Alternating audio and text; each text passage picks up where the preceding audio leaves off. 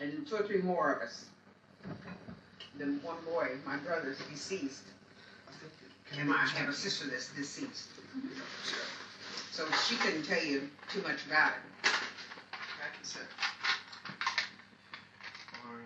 All this history. Well, See, how about you take There's the chair? enough chairs. oh, here. Is there? Yeah, I'm sitting in your Oh, chair. no. Go ahead. He's just confused. Go There's ahead. enough That's chairs. all right. I thought we were short a chair. No, go ahead. I'm sitting in your chair. Here, you go ahead. You go ahead. No, I think that there are enough chairs. Yeah, there are. I thought you were sitting there. We're all set. Everybody's got a chair? See? Yeah, we're golden. Okay. Roll the tape. Everybody warm enough? Yep. We can turn the furnace up. I'm perfect. There's For you? soup. It's your house. If you're cold, you can turn it up. I'm not cold. I'm so you all are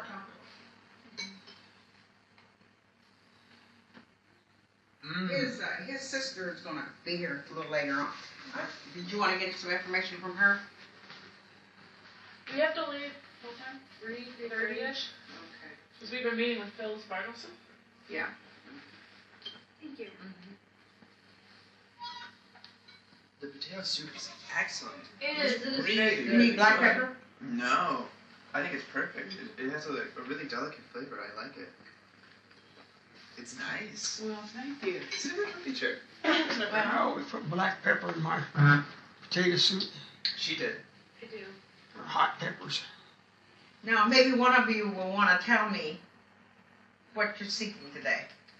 Okay, well, since you guys are kind of our main advisors helping us out, we, after interviewing about, 5 or 6 people now, we kind of want to start bringing it together. And we've noticed some themes, kind of the, I guess, general thing everybody's been saying, and we want to throw it by you guys and help us start to create kind of a layout for a chapter that we're going to write. And so, kind of want to run that by you guys and see if you guys can help direct us a little more in the direction. Do you guys, excuse me, are you planning on being active in the writing of our chapter? Like when we write, are you guys going to help us? What do you mean? Well, if Well, you guys help want us to write be it. active in the writing process, like we talked about us 3, after we maybe get our outline going, us 3 will sit down together and kind of write it, and if you guys want to help us do that as well, or if you guys more just want to read over what we write. Well, yeah, I guess that would be the best way to do it, because if I'm saying something, you may get a different interpretation of it. Right. And then maybe I feel like that's not right. That's not what I was saying. Uh-huh. So yeah, if it's like that, yeah. Okay. Then we'll kind of work both angles from it, and because yeah, we definitely want you to read over it and say, well, I don't like that part, or I really like this part. Okay. Were you able to get a lot of good information from Rosemary? I don't know if my mother was able to talk, but I did forget that she worked for E.B. Ball too for a little while, like Yeah, doing that's some what she housework. said. Mm-hmm. Your sister helped too. Yeah, she filled in some good areas. And Rosemary had some really good points of, they treated her really well, and her problem came when she went to school. Yeah.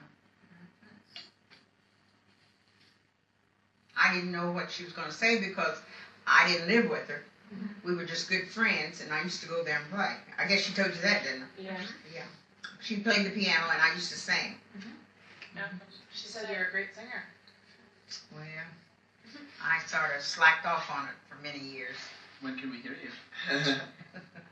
Well, I We'll don't find- know about all that. There's a piano at the center. You can come on by. Carrie plays piano. Who plays the piano? Carrie Crystal. With the really long hair. I don't know. Oh, is that right? Yeah, she was here, wasn't she? Did I meet her? Nope, that's Oh, a no, different that's Carrie. Oh, okay. Okay. Well, I'll leave that alone about singing. So could we have some copies of the articles about your dad?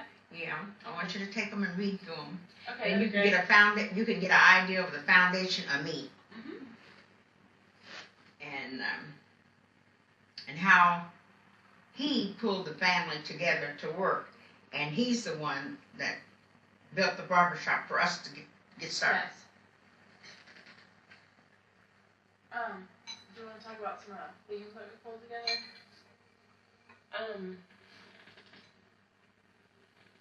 One was that, like, we noticed a commonality in conversations.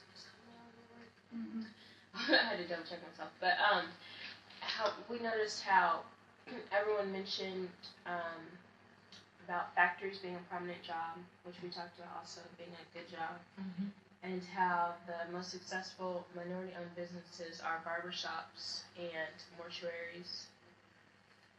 That's because we talked to Ed Faulkner, Jr.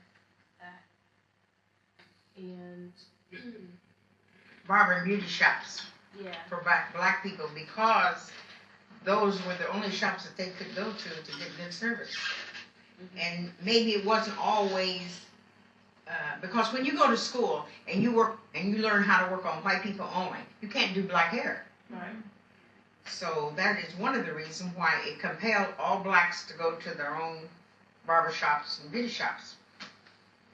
Right. well, it's just the same as at a mortuary. They won't, like Ed was talking about the different tones and stuff to make a person like maybe a white person couldn't do that. That's right. If you haven't been educated on it, you don't know how to do it.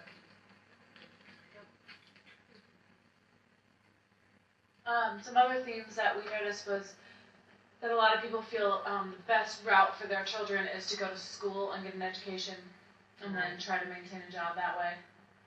And that may make them leave Muncie or their family in the area, but that's okay as long as they're going out there and trying to get a good job. Seems to be a theme for most people. Here in Muncie? Well, you can, in Muncie, it's, excuse me. My name is Ruth. Oh, your sister's name is Ruth also? Your sister's name is Ruth also? Yeah. Ruth Reed. Ruth Ray. Yeah, that's the way I got up here in Muncie. I brought her over here in 1945 before I went to the Army. She was enrolled in Ball State Teaching Scholar. In September, I have to switch seats with somebody because I wanted to photograph interviewing. Yeah. And so I checked my seat because I was sitting in the corner so I could photograph. Hi. Two Hello. people sitting next to each other. Hello! Yeah, sit right here. Sit right here. I guess everybody knows this is my sister-in-law, Carl's sister, Ruth Hi, Reed. nice to meet you. You didn't come. You may have, I don't think you've met him before. I'm Dan. Dan? Good to meet you, Ruth. You didn't come. And you've met the other girls. Oh, no. Well, let's see, will you tell your names? Yeah, I'm Ashley. Ashley Anne. and Michelle. Michelle. This is the lady that I was telling you about that graduated from Ball State, and the people that she worked for wouldn't let her take a bath in their bathtub. Yes. So she'll tell you about it. That sounds like a great story. Oh, it is. What? It'll be a great story. They asked me where did I, the other girls asked me, so where did you take a bath? I can't even remember. But I went over to some of my girlfriend's house, probably, but you had a basin. Oh, yeah, I had a basin. There in the house. Pretty washed off. Yeah. Oh, boy. Oh, you're all Ball State students? Yes. And where are you from? Michigan. What part? In between Ann Arbor and Detroit. Okay, I'm Michigan State lady. Oh, are you really? Wow. Yeah, my daughter went to Michigan State. We've been Oh, did together she? for about 33 years. Gotcha. For football. I'm actually, Carl. I don't have a large You want allegiance to. to U of M, but I do with Do you have any questions? And So that, so yeah, whenever you take remember, any quotes Oh. from you. yeah. Sorry. I'm from Ohio. Ohio? What part? Well, I'll come back to you. Okay. And you? I'm from Cincinnati, Ohio. Cincinnati. I've been to Cincinnati. I used to go down to baseball games. And you then, lady? I'm from Indianapolis. Indianapolis. I know it's Indianapolis. So all the same, I think. I mean, I certainly support Michigan State more than Ohio State, for example. I've been to Ohio State too. Oh, really? Yeah, I've only played Michigan State. Exactly. And then there's a young man named Red that was on the basketball team up there. He's in I don't know, he's plays for the professional now. I don't know what, I can't remember too because I saw him the other day. But I don't know what relation he is to my husband. But there's some relation, because there are not too many Reds. Gotcha. How you doing, Carl? Here. I'm doing okay. My husband, he's just tired. He's 80. And he's just tired. He went back to bed there when I started out. Then he got up. Rose collection, so if it's okay for people in the future to Is look he at from them, Muncie? check yes or check no. Yes, he was Yeah. born in Kentucky. But he graduated from Muncie Central. And then he went to Kentucky State in Frankfort, Kentucky. You went to Ball State? I did. Did. Well, he got his master's at Ball State, but he went to Kentucky State undergrad. But you graduated from Ball State, right? Yeah. Way back when. Mm. See, this month, the 23rd, I'll be 78. Where were you born? Connersville. Connersville, okay. You know where Connersville is? And when did you move to Muncie? 1950. No, it had to be. I graduated in 48. Yeah, You started. Probably 1944. It started Ball State. Okay. I started in the fall, in the spring. We had quarters then, 3 quarters, and I started in the spring because my mother was ill, and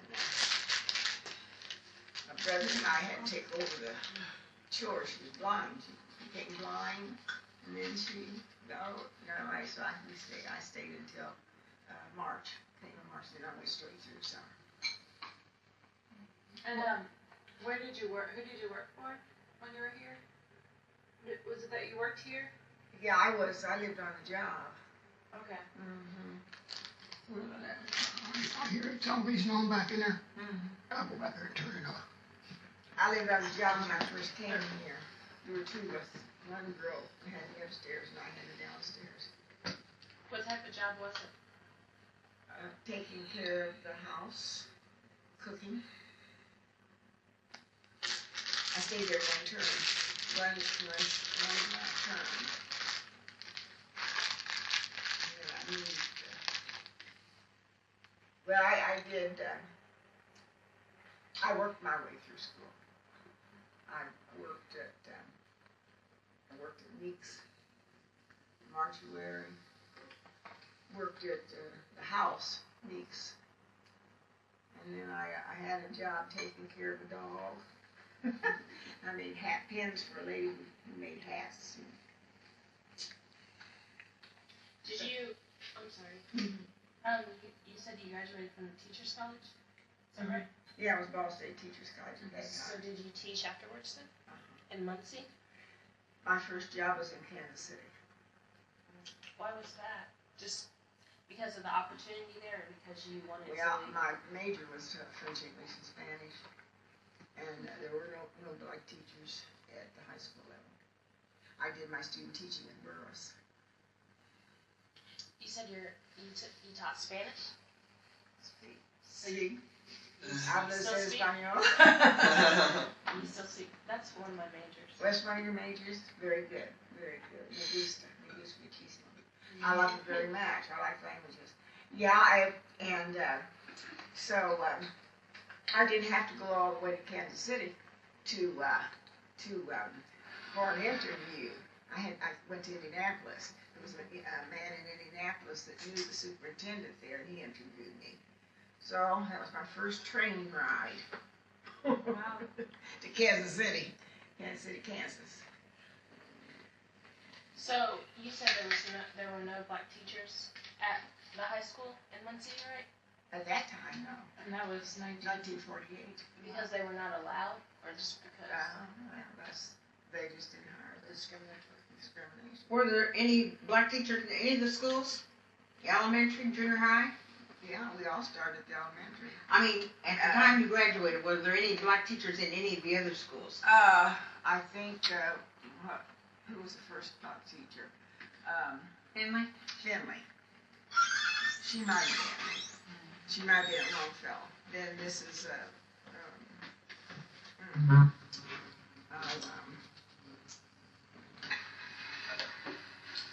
Was it Mrs. Faulkner? Faulkner. Then Mrs. Faulkner. Then I was the third. Third. And we all had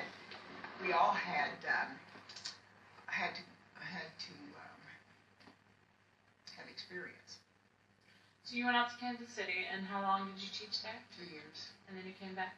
I married a Muncie man. Okay. And in order to get a job here in the city, I switched over to elementary education. Really? Because the high school level still wasn't. Wow. I don't mean to interrupt. Would it be okay if I took a couple of pictures at the end of it? Sure, have so. Thank you. I would like to have been better dressed. Look wonderful. See my hair? Looks good. I haven't rolled it yet. I need to roll it though. What'd you do at the mortuary? Oh, I cleaned house. Cleaned those great big Venetian blinds. That was a big house across the street from the mortuary. Well, let's see. Yeah, kind of across the street from the mortuary. Yeah. And I cleaned the house. Also worked for Dave Meeks, who was part owner of the Meeks mortuary. I worked for him. Most of my work was domestic work. Till my last year in college, I did get a loan for the business and professional women in college.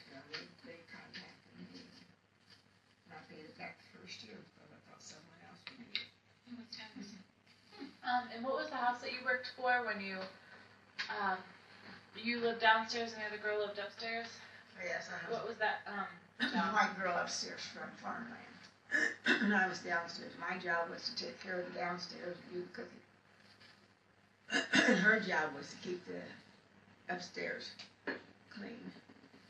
You said you were the third minority teacher? In Muncie. And And you we taught, all taught at Longfellow Elementary School. you taught at Long. Oh, everyone was at Longfellow Elementary School? Well, that's, yeah, well, let's see. I think all three of us were there. All three of us were there. Mrs. Faulkner in music, and I was in elementary, and I think, Mrs. What do you say her name was? Finley. Miss Finley. See, I'm not remembering. Mrs. Finley was in elementary too. And you all started in Whiteley Well, at the school? well, At a school? after we You had to have after previous had experience. our experience. Is Miss Finley still living? I'm not sure. I've She been went to trying to Los find Angeles, out. didn't she? She's out in California. She is in not Altadena, but one next. Pasadena. Pasadena. That's where we go. Well, if she's still living, because Mrs. Stewart took me way up in the mountains just there. And she wasn't home. Not after she came down to Upper Hills. Upper Hills living at that time. Well, let's go back to that place you worked in, the girl upstairs. That was where the bathtub incident was about. Why don't you explain it to me? I guess in location of Muncie, you don't have to say exactly where it was it, but what side of town was it on, I guess? Where you were working? I was near the college. Oh, it was near the college? Yeah. Okay.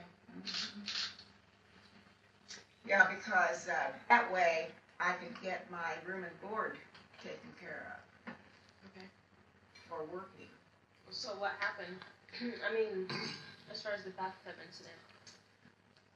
Well, I didn't worry too much about it. I had a face mole in my room, you know, and where I went home sometime. I don't remember. But they- That was back in 1900, about 44.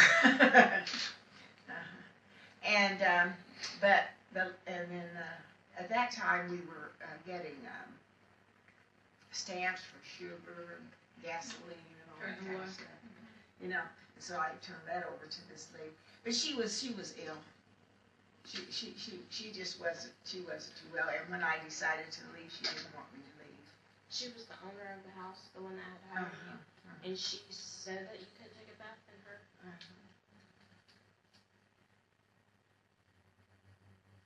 How did she say it? I get a kick out of listening to this because I really haven't, you know, I haven't had an experience like that. No. Did she say it like right when you got hired? Or like, Oh, no. or were you about to take a bath and she was like, no, No, I'm not taking a bath. when I got hired. No. Of course, I actually, both of us were working our way through school. Now, I couldn't sit at the table and eat. They rang a bell for me. And I wasn't used to that because I did domestic work in Connersville, and I could sit down and eat with the family. So I hit the bell. So they would ring the bell for you when To wait on them, yeah. really, and you could okay. And so I hit the bell. Could the other girl Yeah, she could eat. and she could take a bath? Oh, yes. Wow. So when you hit the bell, what did they do then? Nothing. They want service. Was the bell for you to come to eat, or was the bell for? The bell was for me to serve them their food. Mm-hmm. So they'd be sitting around the table and they would want more water and drink water. I can't even remember whether we had well, I didn't argue. I came up here to go to school. Right.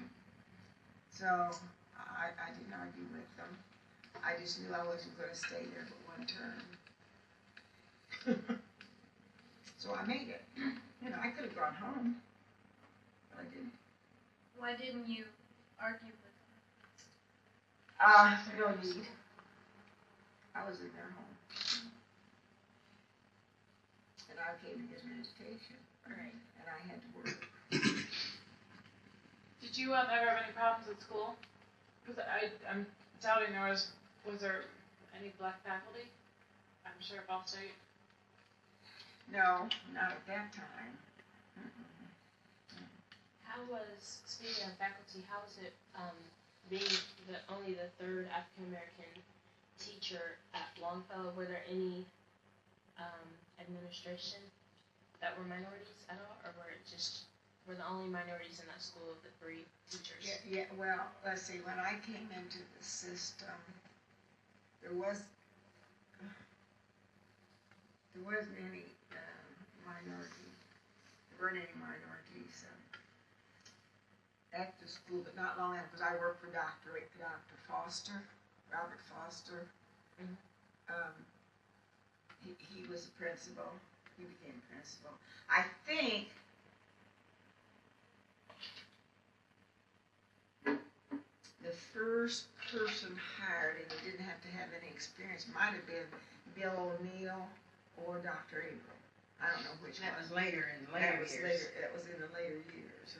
And when I hear you talk about this, it makes me think that they started all the black teacher professional in one section of town. Why? Because that was black. And so that was just to fill the water, you know, to see if everything. All right. I worked for my principal at Longfellow. There were two Longfellow schools. I worked at, we call it the West Longfellow. Then later on they built the East Longfellow School. And I worked during the summer at that school in recreation. Now, I didn't work for Mr. Clark at that time. There's another person I worked for that had recreation. And I worked for recreation, but that was Mr. Clark was the principal at that school, and he knew me. So I worked for the housing authority before I taught. How long did you teach at Longfellow? Yeah, I was wondering if you ever moved up to high school. Did you? Mm-hmm. I ended up at Central High School Is that where you retired from?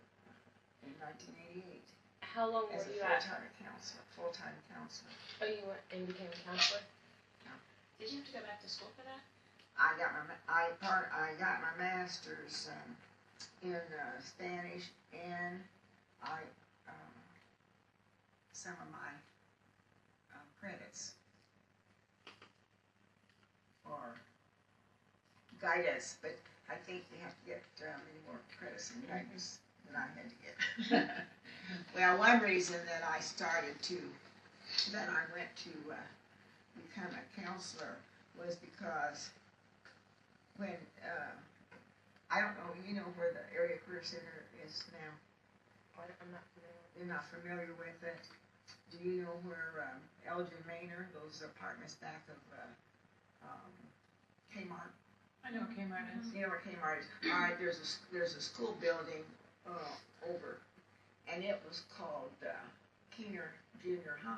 Is that where Keener is? That was Keener Junior High. Everyone keeps saying Keener. I wonder where that was. That was Keener Junior High at the time, but it's the Area Career Center, Muncie Area Career Center now. Well, when they opened Keener Junior High, the black students, or minority students, remember we had some Spanish speaking students, I've had some, we had to go through the area. And the people didn't want them to walk through the area, so they had to be routed to go down the sidewalk. And go down the sidewalk and then go down the sidewalk to Keener. Did you know that? They didn't want to go through which area? The area which was where white people lived. I don't know what that's called. Christian Edition. Huh? I think it was called Christian. Was that the reason you put that sidewalk in? From Centennial on down to I don't know. Because at one time, that section was all white. Yeah. Mm-hmm.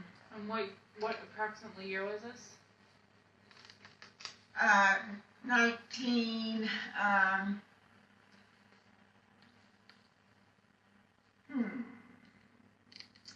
I came into the system in 1954, and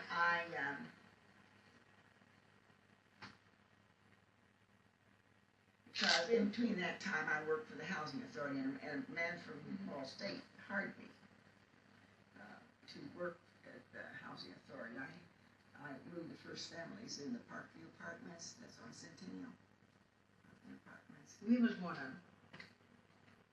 Were we the first? No. We moved in there in 53 or 54. Probably, I didn't move in. I had probably not moved. Did I? Yeah. Did? You did the paperwork. Okay. I'll tell you, We're on the stage first here. family was Boykins family. Boykins? Because they had one over the limit, and we had to write to Chicago and get permission to move them in. Betty Boykins, remember Yeah. Betty Boykins and that Boykins family? That was the first family. But anyway, we had meetings. No, we had meetings, and sometimes we had meetings on Sundays. You know, trying to work things out with parents and things like that. I said, well, sometimes I have to stay after school and work with students. I said, I might as well get paid for this. So I got my guidance certification too. What all did you do for the housing authority? I took applications and Applications for the housing to get into Parkview Apartments. What were Parkview Apartments? The Parkview Apartments are on Centennial, not too far from the new Longfellow School. Well, Is it not too far from the library. Yeah, just down the street from the down the library. street from the library. See, that's Parkview By Apartments. Elm? Is it Elm that goes by there? Elgin, Elgin. Elgin and Centennial. The Centennial. Centennial, yeah. Those were low-income projects that the government built. Okay. And my office was down there at 1600 North Brady, right on. And they still have those apartments? Oh, yes, Still low they're income? run down, but they're still there. We were one of the first families because it was brand new when we moved in. They just built them. We moved there. See, That was in 53 or 50. That was in 54. See, I didn't know that. So how many years were you at Longfellow before you went to Central? Okay, I was just looking at my license the other day, and I think I was at Longfellow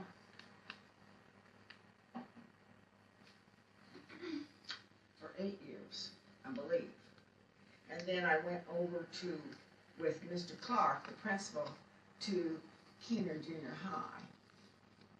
Because they had, I had a high school license. Right.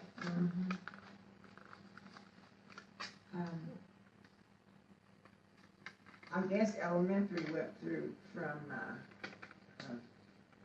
first grade through 8th. Elementary? First, when I was going to school, it was from first to sixth. And then junior high was 7 to 9, and central was 10 to 12. That's Well, how. but I was thinking of the license.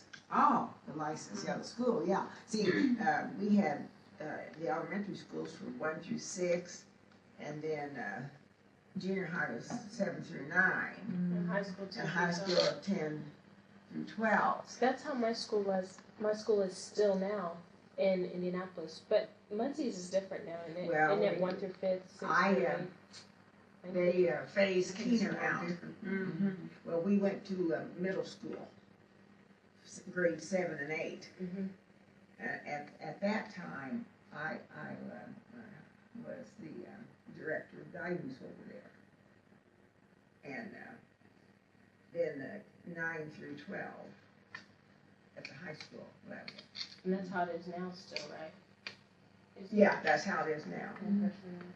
But I really think sometimes that the 9th graders would do better if they were in the middle school. Really? That's how my school, and I hated it because I moved in 8th grade and I was all ready to go to high school and I didn't get to. I had to go to junior high 1 more year. But I think it is better that way. I think that Maybe, you could see the students mature, and then we had guidance classes teaching you how to study, how to take notes, how to get along with your peers. Talked about dating. I have a question. Did you have classes about looking for colleges? Pardon me? Did you have a question or a class, or did you have any materials for how to look for college? How to look for a college. Yeah. We talked about going to college and taking the proper courses Okay. in the guidance classes. And they were required to take those classes? If they were going to go to college, they had to take certain classes. Yes, I had to take like academic English, algebra, and I always insisted that they take foreign language, and of course there's social studies, and science, biology. But see, we had academic classes, and then we had the other classes for the students. For the students, we were. Oh, wait a minute. We had the academic classes for those kids who were college-bound students, and then we had classes that students that had trouble in reading. So they're like and math. remedial courses? We had the lower classes for them, but I taught English to my classes that weren't academic the way I felt that the academics were taught. But you wouldn't take them as fast, but they could learn nouns, adjectives, and verbs, and how to write paragraphs and things like that too. The guidance courses, was everybody required to take those? Not only the ninth graders when it was a junior high. Okay. But all ninth graders All took it? ninth graders took guidance classes. And we also had summer guidance where I would go into the homes. Really? Mm-hmm. All of these homes out in here that fed into Keener, I would visit during the summer, those that were coming in the 7th grade. Was Keener predominantly black or white or mixed? It's mixed. In fact, I think possibly the only, I was about maybe 30% black. Okay. And we had a mixed faculty. We had good faculty. Very good faculty there at Keener that was interested in the kids. I felt.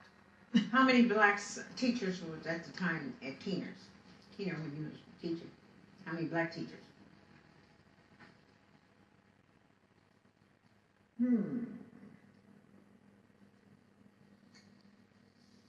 I think I was the only one at first. I was Mr. Clark. Then Bill O'Neill. Did he teach that? And What about Foster, Mr. Foster? Did he? no, he didn't teach there. He became principal over at West Longfellow. I think Dr. O'Neill also taught there. So you would say there's only 2 blacks, and how many white teachers? Oh, Lord, I don't know. I mean, I have to go back and get my you book. had classes from 7th grade 7th through 9th. through the When I 9th first went there. when you first went there. Uh-huh. So there was always just a few, Mm-hmm. maybe 1 or 2 or 3, Mm-hmm. and the rest of them white. Mm-hmm. Were you treated well? I never had any trouble. Really? I had to let one teacher know that I knew what I was doing. What about from the students? Since you had white students also, did they disrespect you in any respect? No. In fact, being a counselor, I had to have the parents night, and they come over, and I had to tell them about making out the programs for high school. And of course, back then, they didn't call you black. I didn't. The parents would look at me and they said, "I didn't know you were colored." The kids never talked about race. Really? It's always parents. And I still see a lot of the kids that I had. Do you? And of course, they have to tell me sometimes who they are because they look different. They're different than they were when they were young. And I see some of the parents. Mm-hmm.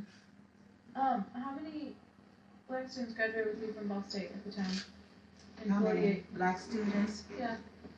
Not too many. I was There weren't too wondering. many of us out there. I can't remember. I'd have to go back and look and see. Not too many though. No, not too many. Because it was kind of during the war, and there weren't too many men. It's true. And a gentleman from Indianapolis came over. I think Wilma Ferguson brought him out. And he remembered me, but he told me his name. And he said, "We went to school together." But I couldn't remember. But he and his wife came by. Wilma brought him out to see me. Mr. Carl, you were saying that when you came to Muncie, it was because you brought your sister, is that right? To go to school, and then you left for the Army, and you wanted to come back and be with your sister, or what? Did you come back to Muncie because you wanted to be with your sister? Oh, no. No, I happened to run into some fella, and he introduced me to his niece. I think it was her mother's brother, right? That's right.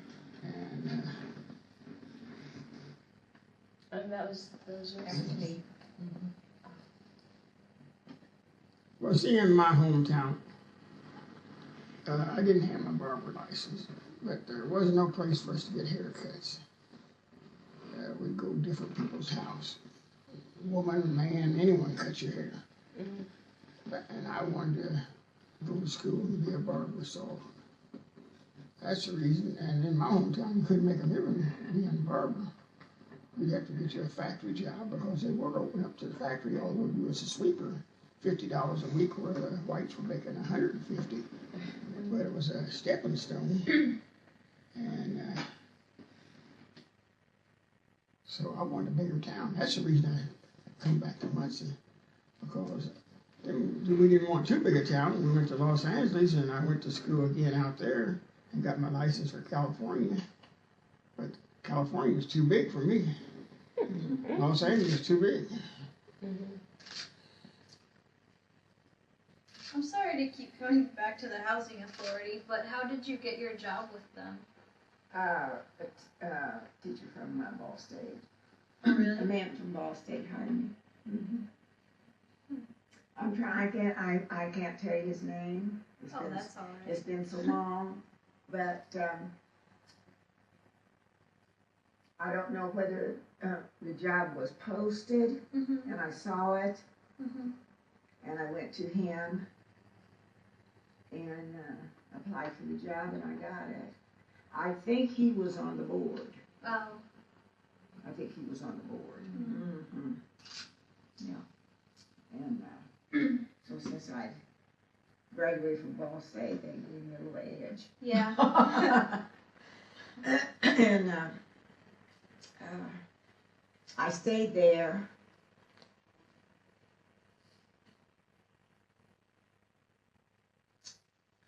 Let's see, I might have stayed there 2-3 years. And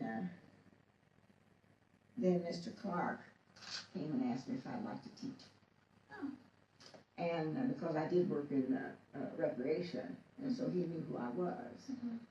And that was a big decision for me to have to make, but I finally made it because I said, well, because I enjoyed working with the adults. Yeah.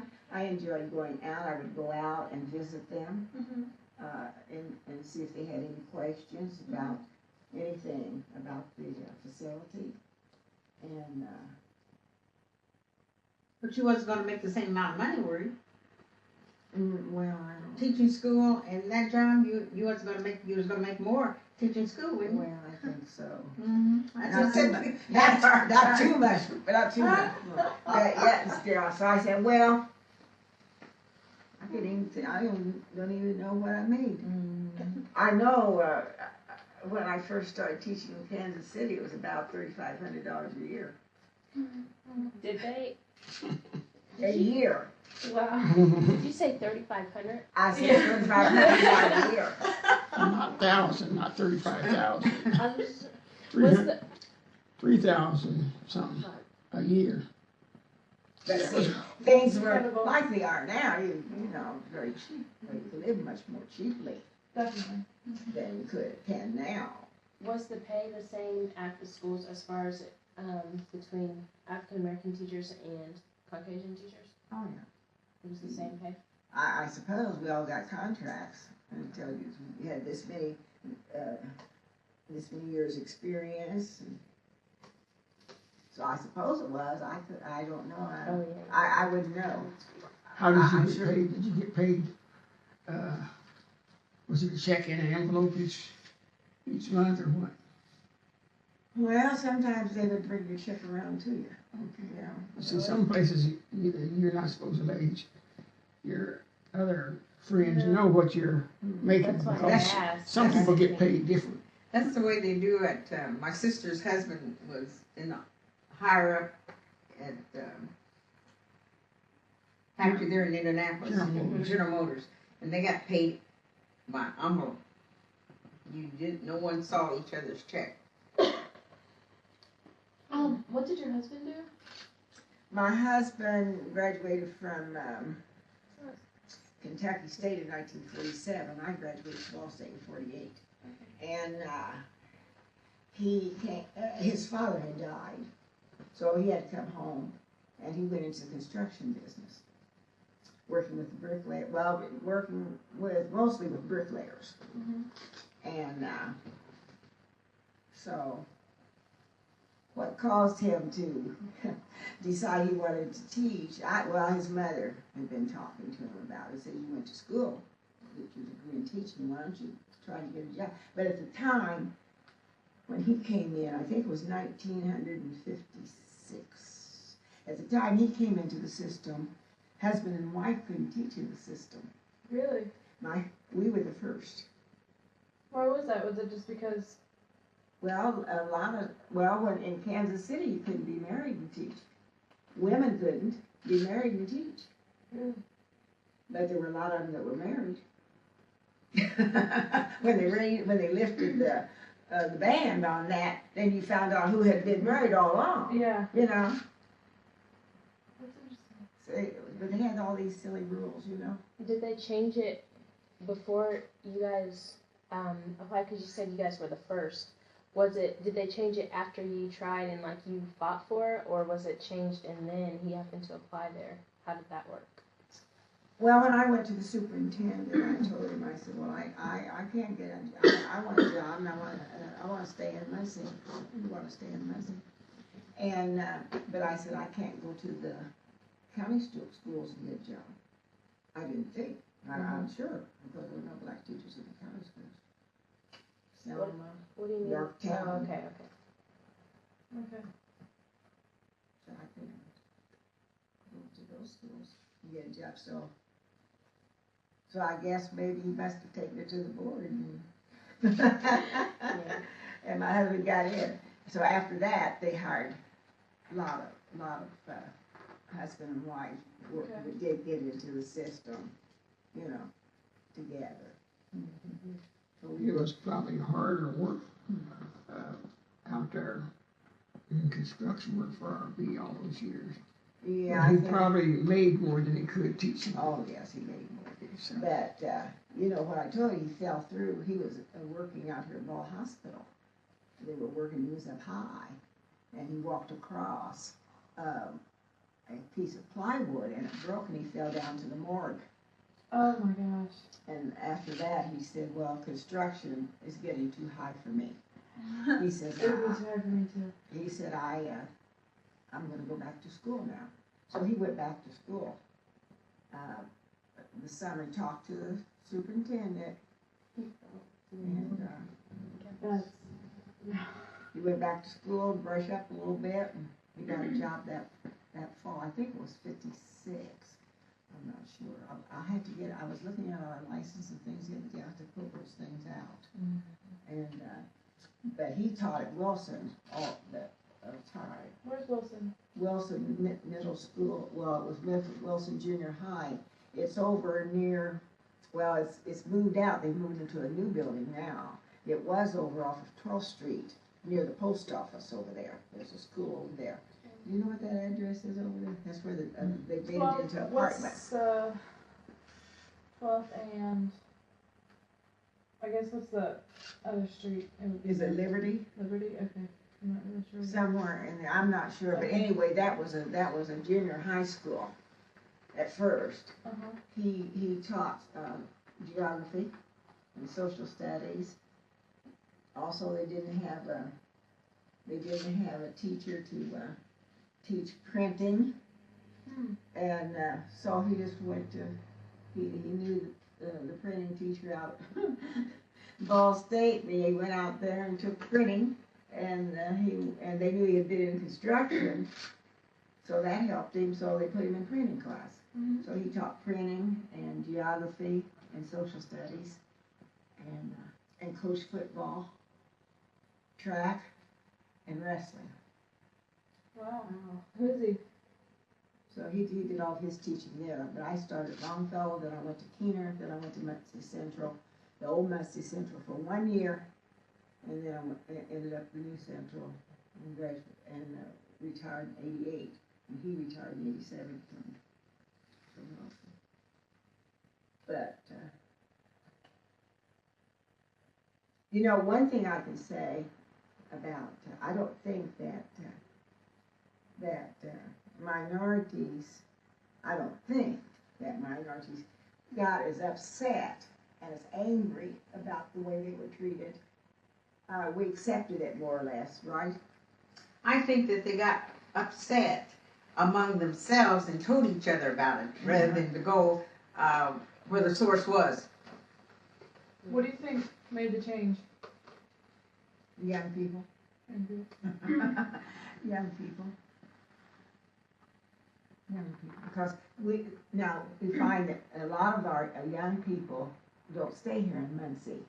They get their education, and then they go where they can get better jobs. Mm-hmm. So I just think the young people became more radical and decided they. I was going to ask you, as a guidance counselor at Central, where were you seeing most of the minority students leaving after high school? Were they going to college? Were they going to the military? Were they working around the area? What was the trend, I guess? Or if you even knew where they went after high school? We had quite a few that went to college or some type of education beyond high school. And the factories were working well here. This was a factory town. Yeah. They could make good money in factories. A lot of them went into the factories. Made good money. Okay. A lot of people migrated in here and got good jobs from the south. Mm-hmm.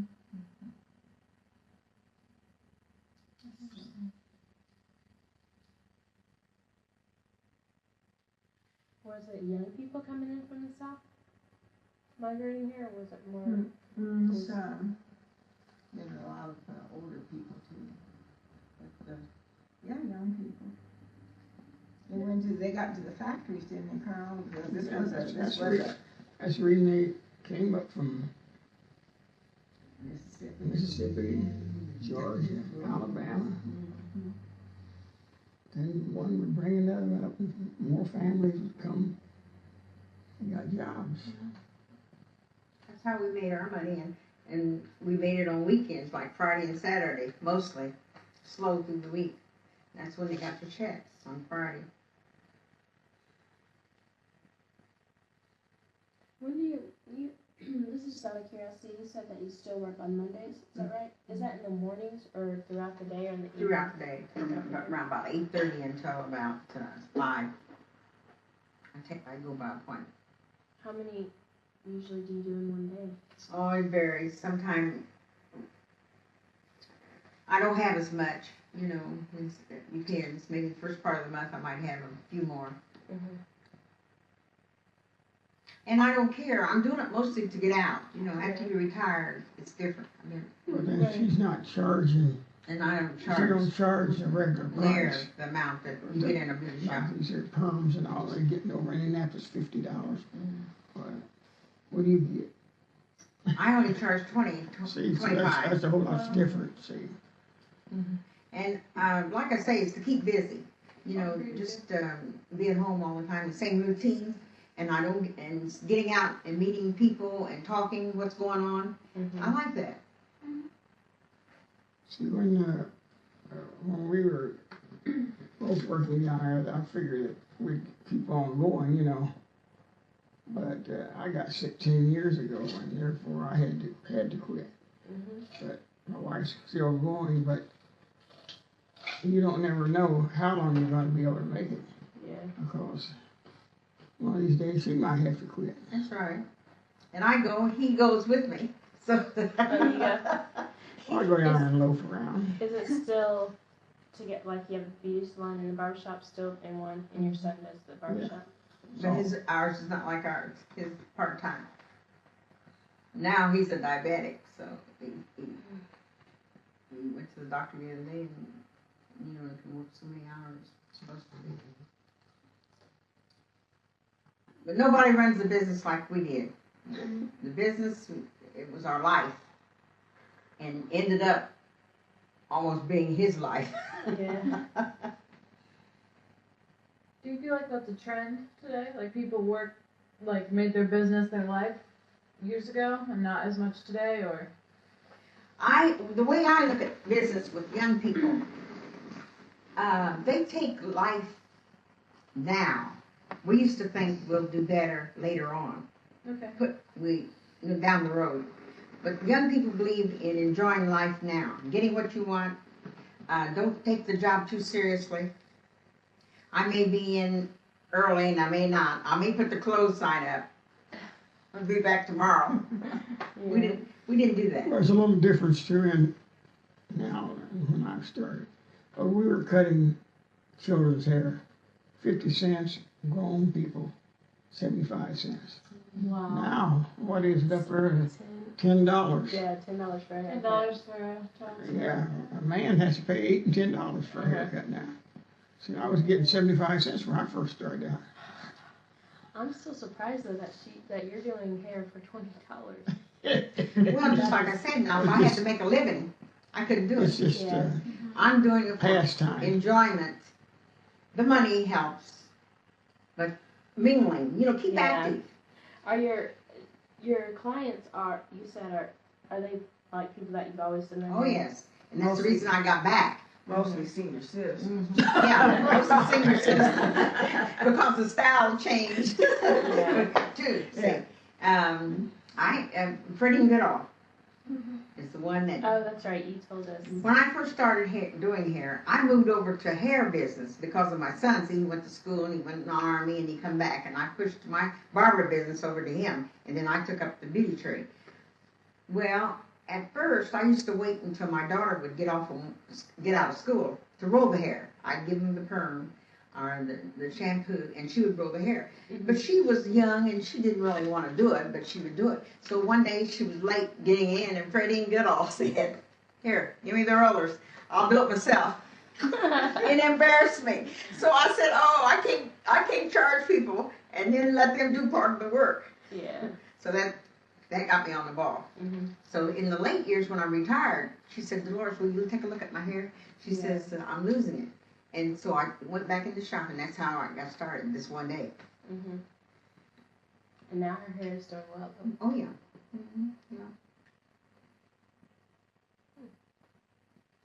Why did you make the business your life? Because, see, when you read that article about my dad, all that information to give you the background, I felt like that if we were going to do something, we were going to do our best. And think of ways and means of doing your best. So that's the reason why we worked like we did. Like I said, we didn't have an air conditioner in the shop. At home, we didn't have one in the shop, we didn't have it at home, but we got one in the shop. Our hours were from 8 till 6. And people knew that shop was going to be open 8 to 6. We had one day that we closed. And that's how we did our business, and we did the best that we knew how. And we didn't sit down to eat and relax noon lunch. We ate on the run. Because we didn't want the customers to have to wait. And that's how your father was too? He had that same mentality about work? He had the mentality of making a business, but he didn't have the mentality. He had the mentality of putting someone else to do the work. But I appreciate it because that taught us how to work. Well, it's the idea of what you want to make out of your life, really. Because I can talk to some of the young boys. They'll tell you in a minute. I come past here at 8 o'clock, you stand behind that chair.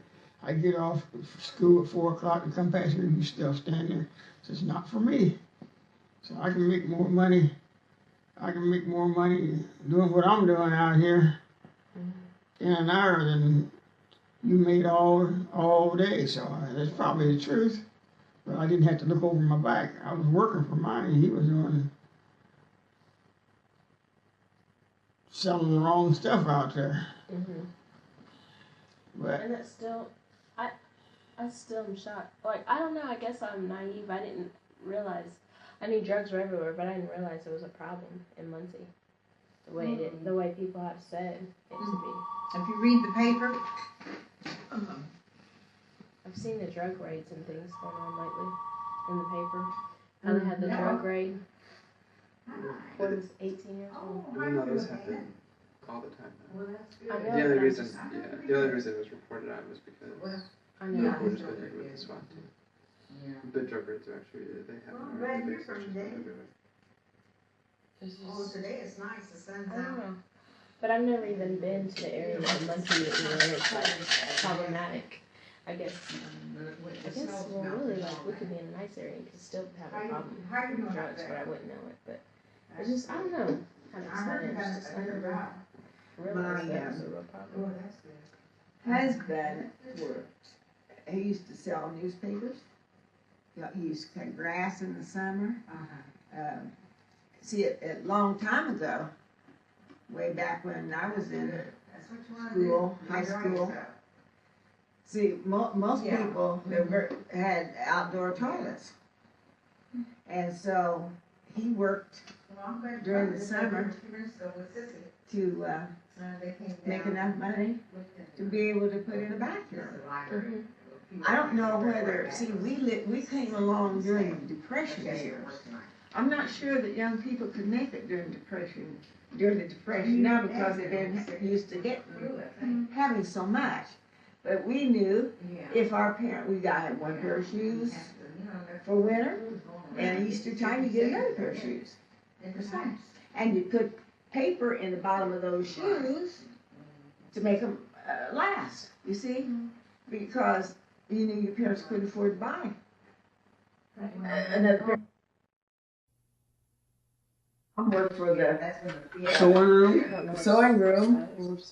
make clothes. Made clothes. I was happened to be fat. Which I'm fat now, but I was big.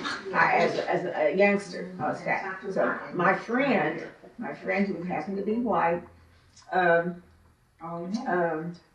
grandmother ran the sewing room during the Depression.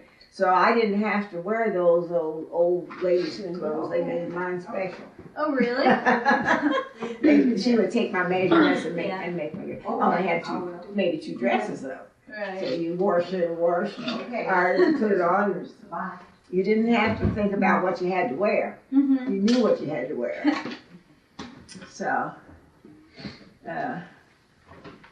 it's a lot different now. But I'm not so. I don't know whether many of the young people appreciate what their parents do for them as they should. You know, we knew that our parents could only buy us a certain number of shoes or a certain number of dresses. And at that time, they couldn't buy much of anything. They gave them to us. Then folks couldn't get any credit. Yeah, And that's right. now, these young folks coming up, go down there and get a car with no down payment, a house with almost no down payment, get everything. They get overload themselves. And pretty soon the man come back, start taking everything from them. And then they file bankruptcy and start all over again. They don't care. That's the reason why my dad built the barber shop, was because of Carl not being able to get a job someplace else. And he just had the ground there and made up his mind. I was his oldest daughter, that he would do it. Just because I had the license, that license wasn't going to do me no good, and I had a place to work. So I started out on the low end. You've heard of the low end in Muncie, haven't you? That's where the beer tavern was, and Like a red light district. the barber shop was over there and everything. But that's where I started out at, 1940, 48, wasn't it? My husband when he worked on construction, what the guys would do, they would work on each other's houses, help each other build houses, and that's how we got our house built. But in order to get a loan, we had to have our lots paid for. We had 4 lots paid for. We had to have $2,000 down, and we could only borrow $8,000, which was good because we didn't have to pay very big high house payment. So it worked out. It worked out for us real well. We bought the lots first and got them paid off and saved up some money because we lived with my his mother. I lived with my mother-in-law until we could save enough money to pay off the lots and save enough money to have a down payment, and then we could borrow the $8,000 because they felt that we were a risk. Yeah, was it difficult to get that loan? Yeah. What'd you have to do? Well, that's all we could get, but the other guys that were building their homes, they didn't have to have money down. Really? No, we had to have $2,000. $2,000 was a whole lot of money back then. Yeah, that's right. And all we could borrow was $8,000 in the area where we bought, because most of the people, most of the blacks, lived in Whiteley. Now you can buy where you want if you got the money. We bought a house, we bought a lot at first. And we had kept the lot. We bought it from a school teacher close to Yorktown called Beverly Heights. And we talked to a contractor, and he overcharged. We was against that. And then, I don't know how, we kept that lot for about 3 or 4 years, didn't we? Cutting the grass. Cutting grass out there, Beverly Heights. And we got this house through the newspaper. We tried to get a house over on the other street, but the realtor that owned this area bought it out from underneath us. When he heard that blacks was going to buy it. Yeah, you showed us that article in the paper. About you moving out here. Who did? You showed us a 1980 article. Oh, okay. Mm-hmm. But we haven't had any trouble. But when we first moved here, the eggs were thrown up against the garage. That's before we moved here. Yeah, when they found out. He was a coach over here at school, and when they found out that he sold it to blacks, then that's when they come past and threw eggs all on the front of the building. We didn't see the eggs because it wasn't on there at first. But yeah, they did throw the eggs on there. But we haven't had any trouble. I wouldn't want any nicer neighbors than what I have now. That's good. As you got some people moved out, some people moved in. Mr. Hensley's over there moved out because he lost 2 wives and had 3 wives over. Now this chair right here, our neighbor gave it to us. Mm-hmm. So, the man passed away, and he told his son, if something happens to me, give this chair to my neighbor Carl. It's an electric chair. Yep, that's what he showed us. There goes that. It helps you out if you want to get up. Mm-hmm. Yeah. He used to talk to me all the time. He went to the hospital and got out. This last time he went, he didn't make it, so he told his daughter-in-law and son to give his chair to me.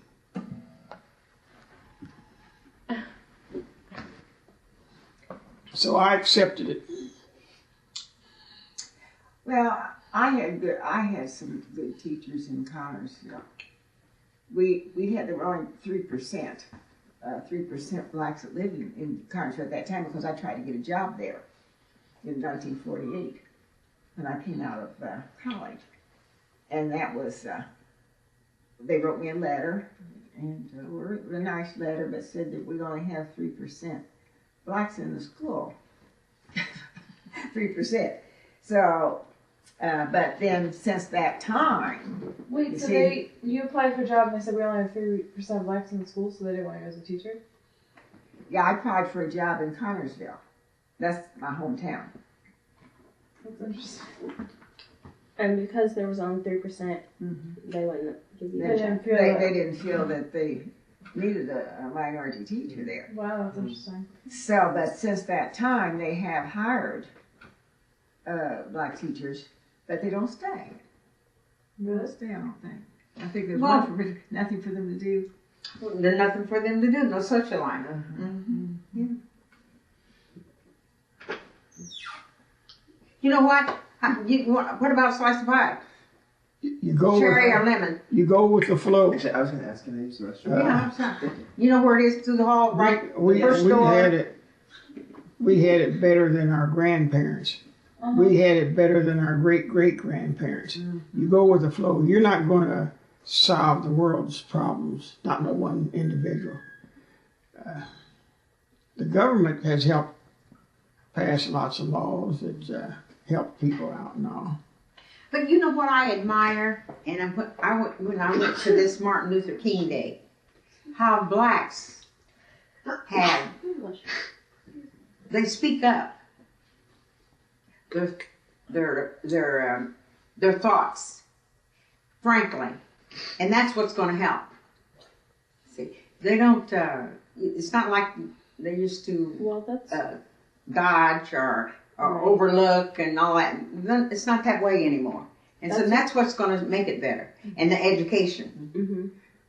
It's like out to Ball State when they had that there in the auditorium there. No, it's down Central. at the Down the Central, they had it down at the school. King's Martin Day. Luther King Day. Well, they were truthful about it. Yes, very frank. That's right, yeah. It was nice. at Ball State right now, that there's like a whole lot of issues going on as far as being misrepresented, and the Black Student Association is speaking up. The 14th you're having out to Ball State. You're having The 15th. Bill Cosby. real Bob, And you got your daughter got e-tickets, We right? got my son did. His wife. Who's And in charge of PSA. the minority students Our house out there? Or they still have the house? the multicultural center. Multicultural Center. I'm not sure who's in charge. I might want to ask Danny when he comes back. He might See, know. Dr. Foster used to be there, and also this man Davis, who is he? Davies. Davis, he was Davis. he's in charge of outreach and like attracting students to the school. Kind of recruitment, that's what I was looking for. What about Dunn? Philip Dunn. You know him? Name's not familiar. Like he may go out. And then Bob Cody. Bob Cody was out there too. Well, Bob Cody's down. Where's in Atlanta? Yeah. Maybe. How about Mr. Greenwood? Dr. Payne. Dr. Oh, Dr. Payne, What does he do? yeah. What exactly does Dr. Payne do? Is that to me? No, I'm not really sure. I'm not. He teaches on diversity, doesn't he? Yeah. Or Davies. What does he do? Mr. Davies. Davis. David Davis. I'm really confused about their roles, to be honest. So am I. No, what about the pie? You Oh. and you all have another meeting at 3? 4. Oh, at 4. We didn't Okay. leave because it's City Hall, so Oh yeah, Bartleston, yes. Phyllis. I'll take a piece of cherry pie. Cherry, What do you have, lemon or cherry? lemon or cherry? Little cherry. Little cherry. Okay. No, ma'am. You know what? You're gonna go to the doctor. I'll have a little lemon, please. Lemon. Let's see. Lemon, Cherry. cherry, lemon, and cherry. Okay, Ruth, not right now. What, are there any questions that, things that I could have my husband talk about?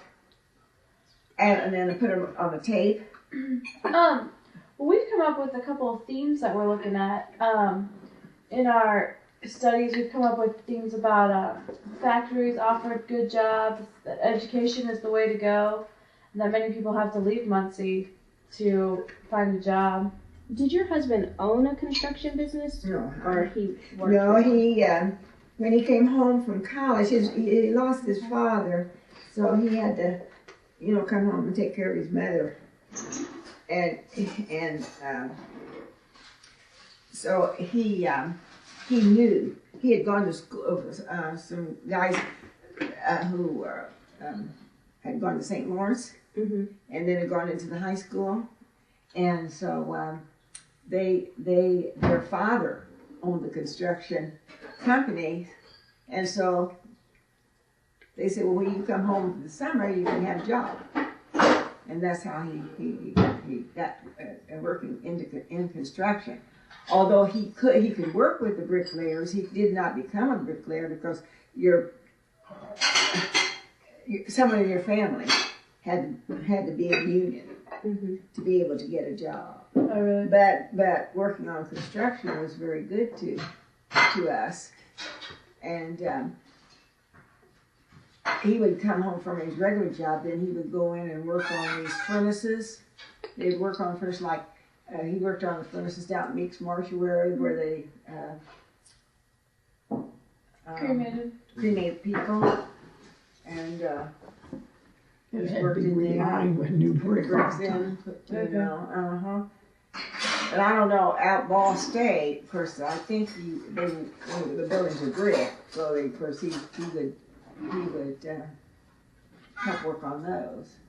And I'm not sure that he laid any brick.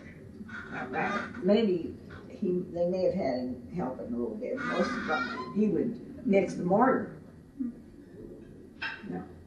And carry the brick. Back at that time, you couldn't get in the union. You couldn't get in the union. To get a good job being a bricklayer, being black. He couldn't get in because he was black. Couldn't get into the union to be a bricklayer. I think You had these younger days, they had a prior boy. There weren't any black bricklayers, so none of your families were bricklayers. Now, I think, of course, I think in the South you could, but not up here. Yeah. Did you know Mr. Pryor? He was a bricklayer. Pryor? Yeah, prior. Yeah. Oh, Pryor? Yes. We were just I had him in school. checking. Which one you That talking was, about? is he talking about the one that was married to Delores? Yeah. Yeah, he passed away. She was talking about that, like how difficult it was. Yeah, he finally got into the union. Yeah. Well, He's dead, and this here preacher's son on Butler Street, he just died, 47 years old. Oh, yeah. Barton. Barton, he was a bricklayer too. Oh, is that Oh right? yeah, he just passed away, 47 years old. Want me to help you, Delores? Can I help carry something? Did you say lemon? Yes. Well, Dr. Boswell offered me a job. Well, that other, you said cherry? Yes. He wanted to send me up there to Indianapolis to learn how Lemon? clinic to learn Did how you to say make lemon? false teeth. I said cherry, but And I couldn't I turned him down. No, but- wait a minute. That's No. okay. Don't you like lemon? Oh, no, ma'am. I thought I did obligated to him, so I just didn't take No, the I'll get job. her Yeah, I'll get mine later. Okay. I could have picked a better field There was than one barbering, but question after I you picked that asked field, us. Oh, and I'm trying to think yeah, what I that worked question was hard, last week. long Last hours, time. but It's I so never long. complained. If you didn't pick barbering, what would you have picked? Well, I could have picked something that you didn't have to. This was piecework. If you didn't do any heads, you didn't get any money. But if you were going to do a whole lot of heads, you get quite a bit of money. Excuse me, I could have got a job where I get paid so much an hour, say $8, $10, $12 an hour, and been easier, you know. Yeah. But I didn't. I didn't pick something like the young boys are doing now. So I said, well, since I done got into this, I'm going to do the best I can. And when I went to California, I met up with a guy from South Carolina. That's before the company started making small animal The blades. crust is really nice. Thank you. Skip tooth blades. And he converted a regular blade over to an animal blade. And I picked his up and looked at it. He said, what are you looking at? I said, this blade. He said, you can't buy it. So I said, you buy a new blade and I'll fix it for you. Because he knew what it would do. cut the time down. Right. Skip to Right. And he's still barbering out there. We saw him a few years ago. Was it an incentive for you to work for yourself and not have a boss?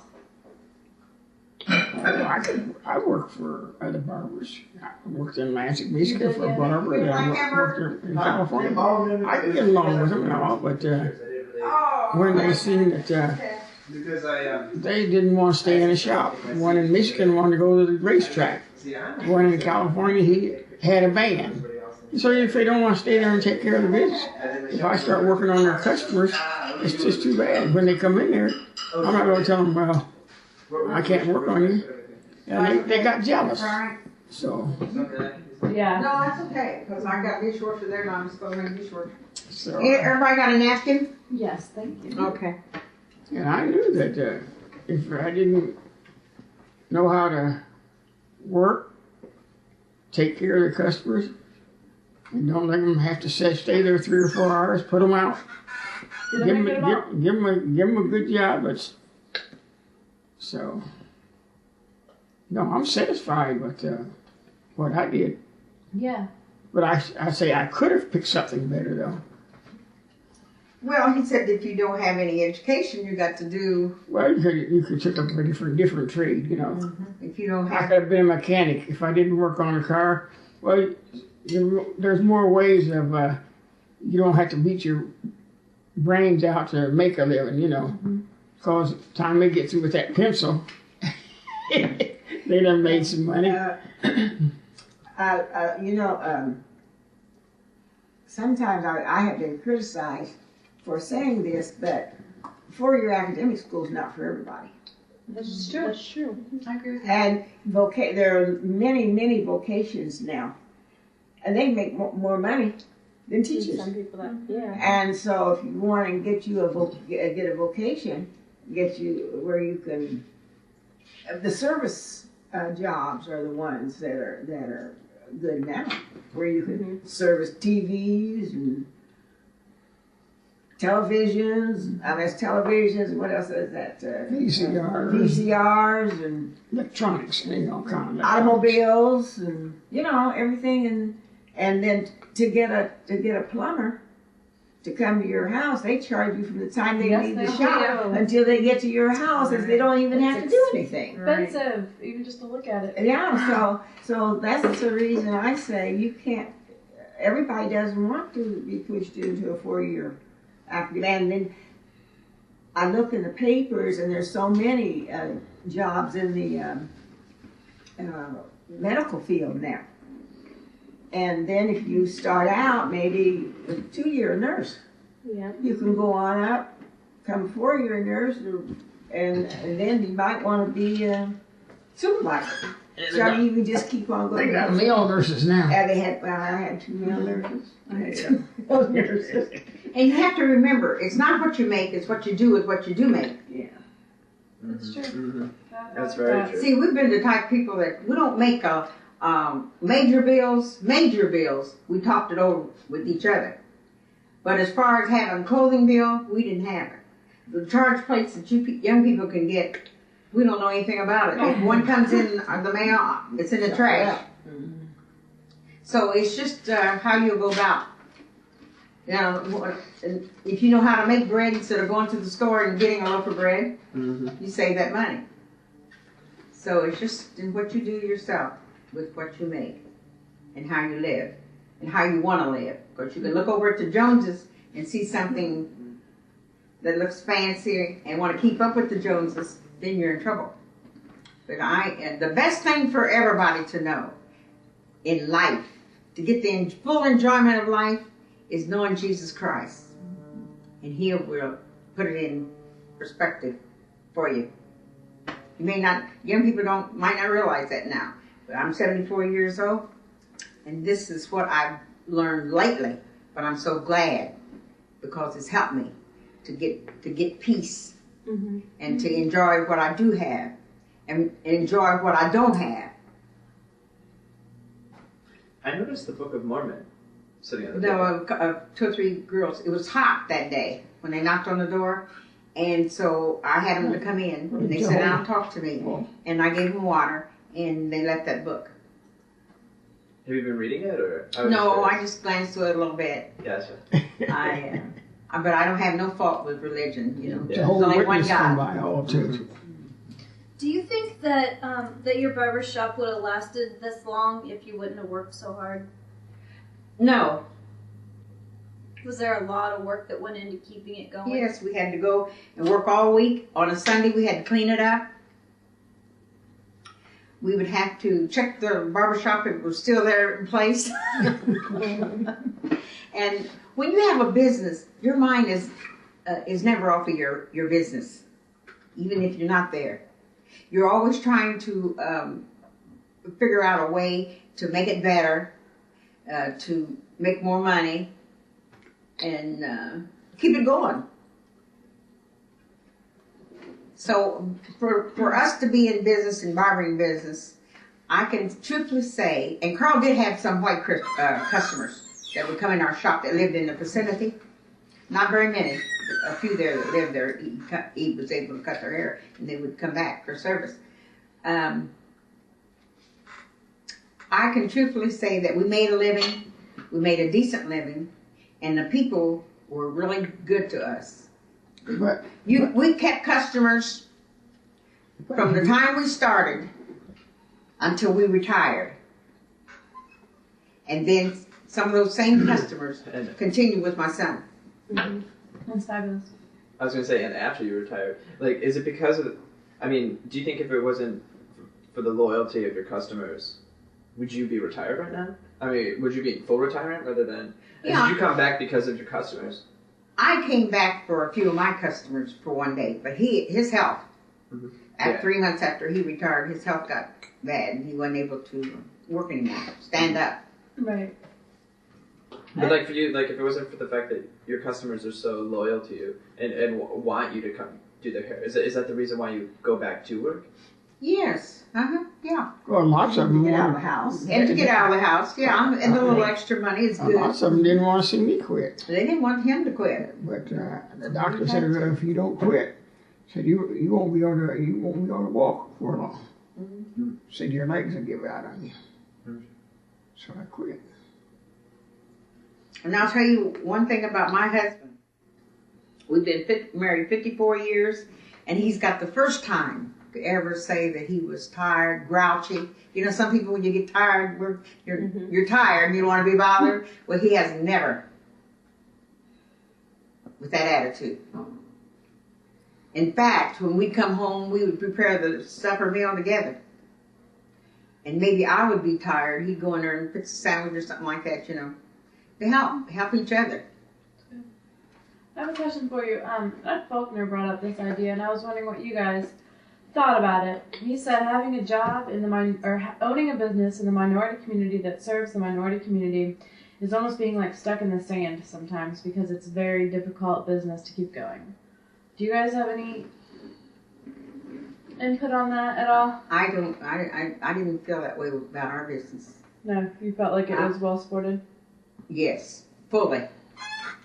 But weren't there obstacles? I mean, there were some obstacles because you had to have your father build. That was from the very start. See, when he worked part-time, like he was going to school, and he was working in a shop here in Muncie when he first started. Well, the barber, the man that owned the place had a barber there, so he was just working part-time.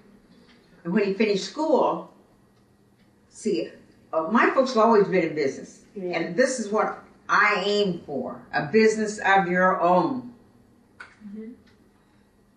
Well, I didn't call it a business. I called it just a job. That's my son's talk.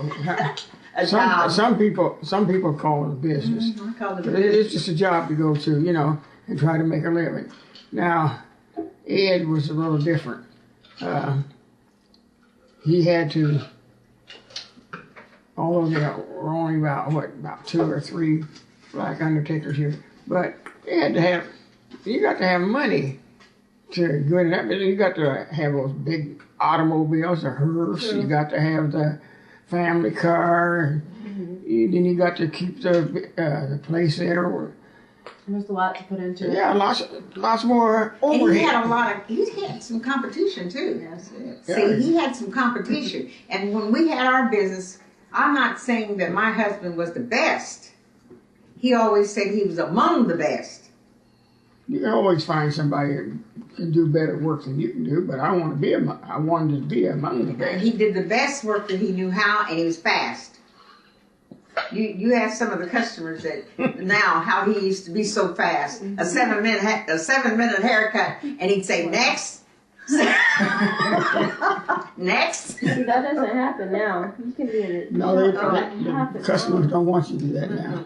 No, they'll wait 2 or 3 hours in a shop. Mhm. But then they didn't have to do that. I forgot what I was going to say. Ruth, the loan that you spoke about getting while you were in Ball State, how did that work? I guess I don't understand, because you said you paid it back so that somebody else could have it. Mm-hmm. I just had to pay so much a month when I got my job, because we got paid by the month. But I really don't know. Probably it could have gone through the school, but the business and professional women in Connersville knew that I was in college.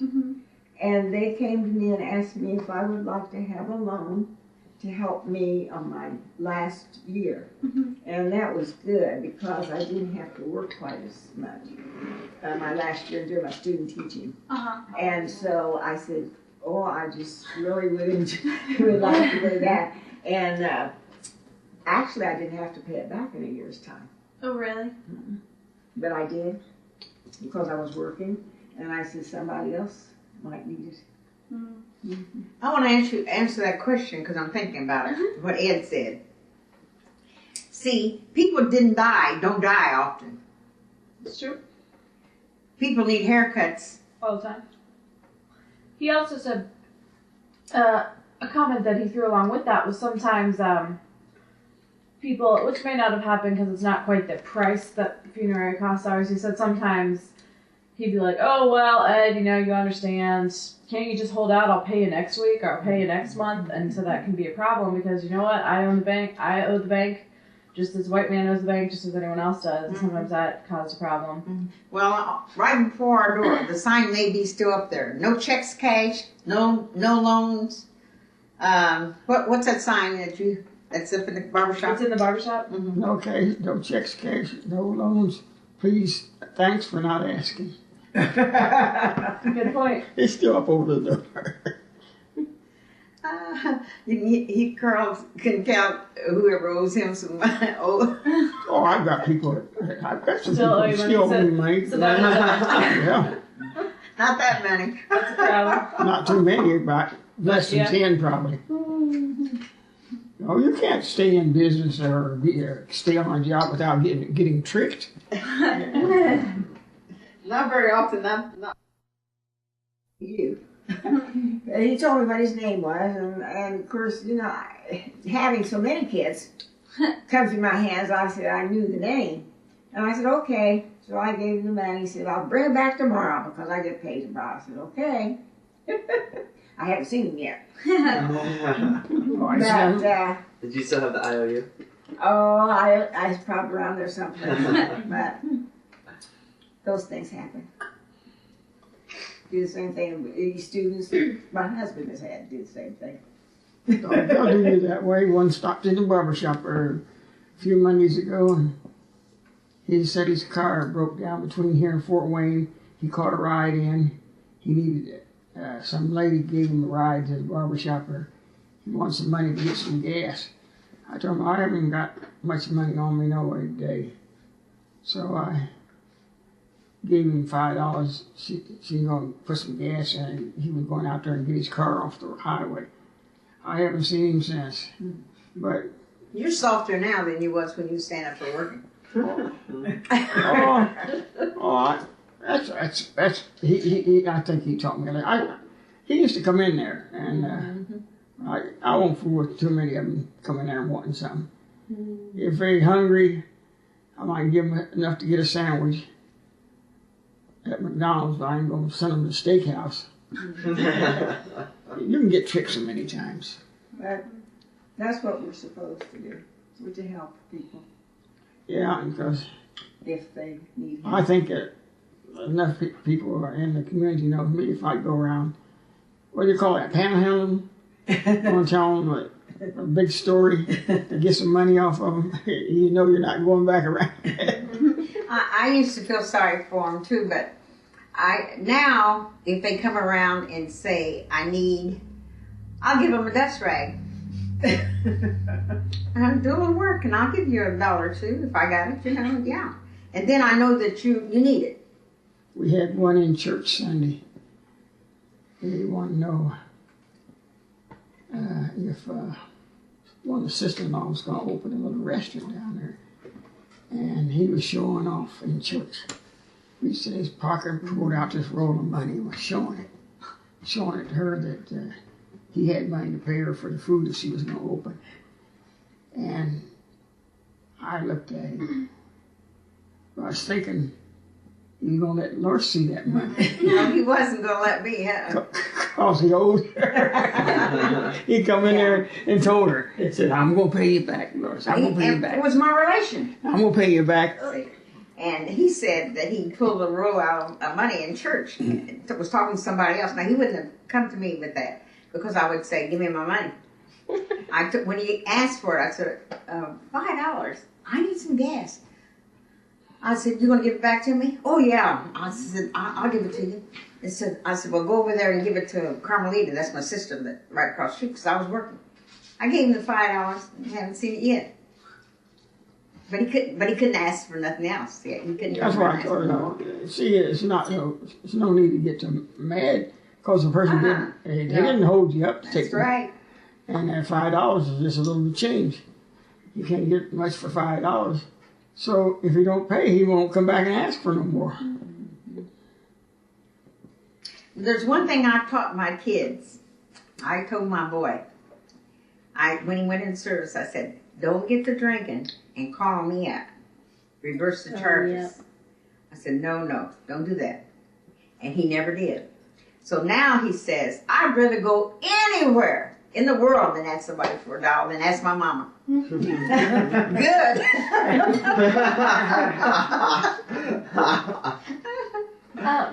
I have a really big, broad, general question that as a group we kind of want to see what you guys have to say, and it's what do you guys feel that you want everyone to know about the businesses in the African American community of Muncie? What's the most important things that you would like everyone to know about teaching or about private business?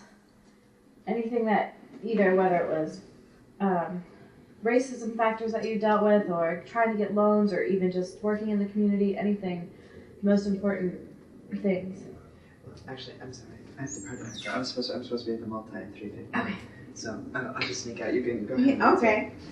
Oh, you have that car from Michigan, huh? Yeah, that's me. Okay. What do you have to do, Danny? I'm volunteering at the multi. You can just leave those set there. Yeah, you don't have to. I'll take it. Just leave. Nice to meet Bye, you. Danny. It's fabulous. Thank you very much. Thank you. Thank you. See you then. Thank you. I'll see you soon. Sorry, I don't mean to interrupt. That's okay. Let's see. And thank you very much. What we want everyone to know That's okay. about Muncie. Thank you. Since we're going to be you. writing this chapter, and our chapter is the business chapter, we just want to know what you guys feel is the most important issues of making a living in Muncie. Oh, that's the chapter you're going to be writing. It's called Getting a Living.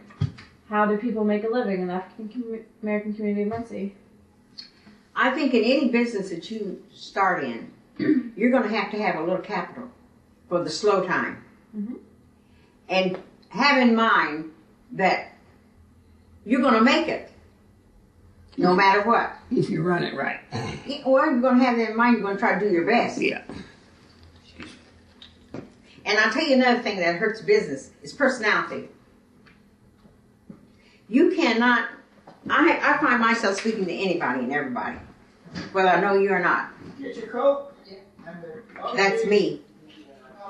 That's business to me. For me, that I feel, whether I know you or not, whether you're black or white or whatever, I believe in speaking.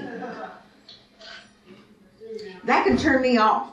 The first thing, if I see somebody and we have eye contact and you don't speak, I think that's terrible. Mm-hmm. And I find that this is going on now to this day. I walk into a school to pick up my grandkid every Friday. And I don't wait on the outside because he doesn't know what car. We have a truck and a car, and he doesn't know what I'm going to drive that day because I don't keep him. So I go into school, sit on a bench, and until he gets out of class.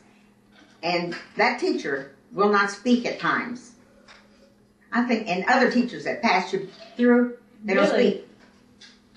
Other teachers in other rooms, you know. They realize I'm an adult. I'm not sitting there for just to be sitting, but they will not speak. And I think that's not courtesy. And I'll tell you another thing that I'm listening on the radio right now. And this is off of the business. When they don't address Colin Powell as the Secretary of the State, that hurts me. Because I feel like they are really begrudging. They may not be, but they always say, President Bush or any other official. Mm-hmm. But they want to say Colin Powell. And so, you know how that makes a black feel? Right. They're really not appreciating a person. Mm-hmm.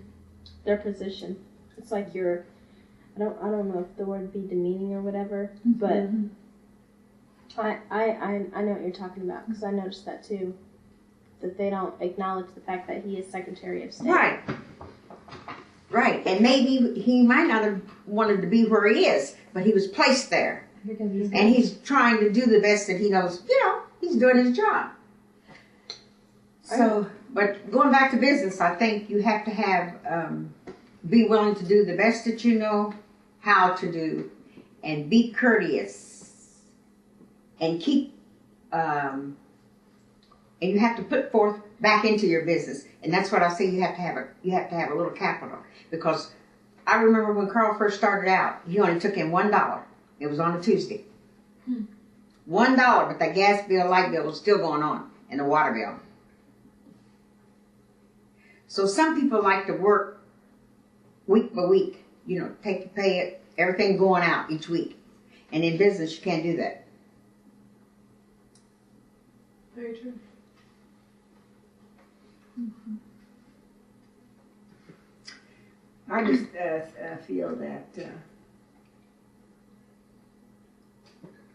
that if you're going to be a teacher, that you have to love children. You're not just there for a paycheck, which is not a whole lot, but you know it's steady coming. And you have to work hard. It's not an easy job. And you want every child to do the best job that he can do. And that might require staying after school to help somebody. Or have them come in, give them a pass to come in early to give them some extra help. And it didn't bother me to have to help children to reach their full potential. I would strive to do that, to help them to meet their full potential. And right now, when I see young people, I say, well, where did you go to school, or are you going to beyond high school, or when do you graduate? And of course, I'm in the 100 Women, Coalition of 100 Women, and we have our quotidian every year and give scholarships. And so we're really interested, you know, in the young people succeeding. And I talk to the kids at the church, ask them what kind of classes they're taking. And if I don't think that they're taking what I think they should take, I would tell them. And I feel there's a young man who's a doctor now that he wanted to go to the area career center and I think take auto mechanics. Now there's nothing wrong with any type of work if it's honest work. All work is honorable if it's honest. Mm-hmm. And so therefore, I did call his dad because I was making out his program for high school. And I said that he wanted to go to the area career center, but I felt that he had the ability and he was college material if he could go further. And so his dad said, whatever you say, Mrs. Red, whatever you say. so I made out his program and he went to high school. So Now, did you get in touch with Charles? Did you get in touch with Dr. Sanders? I spoke with his wife, and she said that she was going to ask him what his schedule was and return my phone call, and I haven't heard back from him. But I was going to return the call tomorrow. I was going to do all my follow-ups, like on him, and Delores Pryor was another one that I had to call back. Well, did Edgar Faulkner, is he going to do his business? Yeah, we went to the We mortuary. went and met with him the other day. Oh, that's good. So this young man became, he went to Purdue and was on the cover. It was sent all over the United States. It could have been sent overseas, I don't know. But anyway, he was a pharmacist, and then when he came down and wanted to go to IU med school, he came down to see if I would write him a letter of recommendation, and I did, and now he's a medical doctor. I was proud of him. So I tried to follow him. That's Dr. Sanders? Uh-huh. Oh, okay. Dr. Sanders. So I try to follow him around, you know. So he's in Fort Wayne now. Mm-hmm. My daughter's in Fort Wayne. She teaches in Fort Wayne at Southside High School. Well, she's the head of the special ed department there. And yeah. And I got a Christmas card from Glender. Did you? Glender's in Belgium? Belgium. Mm-hmm. Is he a doctor? He teaches. He's a professor in a college there. Oh. I had him. Why did he choose to be in Belgium? Your sister? Why did he choose? Why did they choose to? Why did he go to Belgium? Yeah. Went to high school here. Went to high school here. He went to college at. We kind of adopted him as our son. I don't have any sons. He went to Dayton University, and during that time was the Black Power struggle. Mm-hmm. He kind of got tied up in that, and he went overseas. Went to Belgium, went overseas, but he's in Belgium now, and he is a professor at a college there. Does he enjoy? He loves it, I guess, because Did he ever come back here? he didn't. He's never come back He here. never has come He's back. been inducted into the Delaware County Hall of Fame, and he didn't come back here but he was inducted, but he didn't come back for the ceremony. His mother didn't raise him over in apartments. I think so. There's another black girl that's in Belgium too. Uh-huh. Mason's daughter. Mason, Black girl. Julie Mason. She's in Belgium, but she works for the government. But she graduated from IU, and she deals with deals with recreation. Because she was here and had some classes in Washington D.C. and she came through here on her way back to Belgium, and so she likes it over there too, and enjoying it. So when I was Glender, I had him in the 5th and 6th grades, and he called me long distance from Belgium twice. And then the girl that's the head of the foreign language department out at Southside High School, Russell Robinson, I had her in that same class, 5th and 6th grade. And I taught them. See, I taught Spanish to the kids in elementary because I couldn't teach it in high school. But now she is the head of the foreign language department. I'm very proud of her. So do you have any children then? Do I have any? I have a daughter. Did you teach her Spanish growing up? Does she know speak Spanish? She took Spanish. In fact, she went to Puerto Rico and Mexico, and I've never been there. I've been to either place. I've been to Mexico, but not just across the border. Yeah, I went to Cancun, but I want to go I'm really interested in going to Costa Rica. To study abroad. Oh, that'd be nice. Next year. That'd be nice. There, you do that. Now, Russell went to, now your sister she went to Mexico, didn't she? I wish she had to stay here. The sister I told you to get in contact with in Indianapolis. She was waiting on you to call her. Do one of us have her? Is her name Anita? Is that right? Yeah, we have her on our list to contact, but I just don't know when we're on our And Russell went They to were here. Mexico also. My daughter But was you here. live in Indianapolis, so when you don't have an excuse. I know. When you call her and maybe make arrangements and take your tape recorder with you, and then they can, if they don't get there, they can listen to what she has to It's say. at College Park. See, So I'd like for her. Pyramid. I'd like for her that's to on my tell way. you about that time she went on that trip from school at school. The trip to Mexico.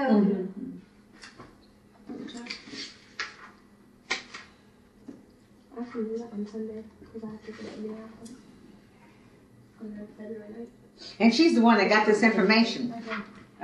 She's the one that went down to the Bracken Library or wherever she was, wherever she got that information from. And I didn't know they had. I knew they had some write-ups on Daddy, but I didn't know they had that many.